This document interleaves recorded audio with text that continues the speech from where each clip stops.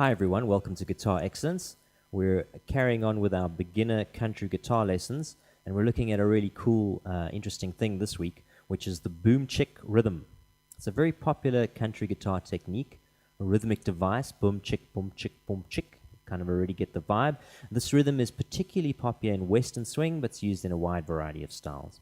To get that boom-chick sound, you play the bass note of a chord, the boom, and then immediately after play the rest of the chord, the chick. So for instance, if I play a G, I could go boom,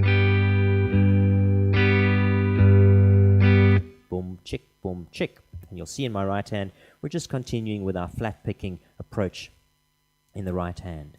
Usually, and this takes it to another level of countryness, you alternate the bass notes that you're playing between the root note of the chord and the fifth note of the chord. Now that might be a bit confusing. The root note is simply the note that gives the chord its name. So in case of a G chord, your root note is the note G, and I'll just show you with a G chord, you've got a lovely low bass note G on the 6th string here in the 3rd fret. That's the root note of your chord. The 5th is just 5 natural notes up from the root. So if I count on my fingers, G, A, B, C, D, we get to our 5th, which is the note D. So in my G chord, I can swap between this G note over here and my open D string over there. So my bass notes are alternating.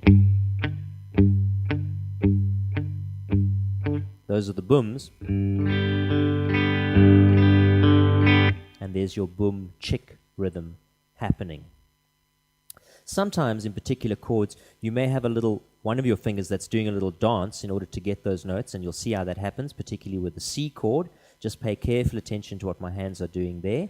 We're going to apply this boom-chick rhythm to one of our chord progressions that we've already covered, which is G, C, D, G.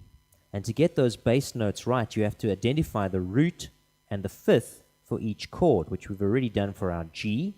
For our C, we've got C as our root note, and the 5th for a C chord is the note G, and you'll notice that my 3rd finger here has got to jump up to that G in the 3rd fret on the 6th string. So in how with a C chord, we'll have this movement happening.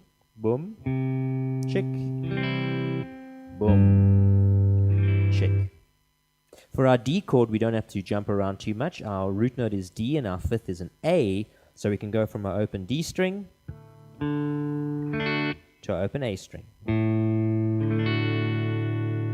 So our chord progression, G, C, D, G, with those jumping bass notes. And that's going to take a bit of getting used to, but it's really, really good practice for your right hand to start orientating yourself in terms of finding the right string with the pick as you're playing. So let's take a stab at this chord progression.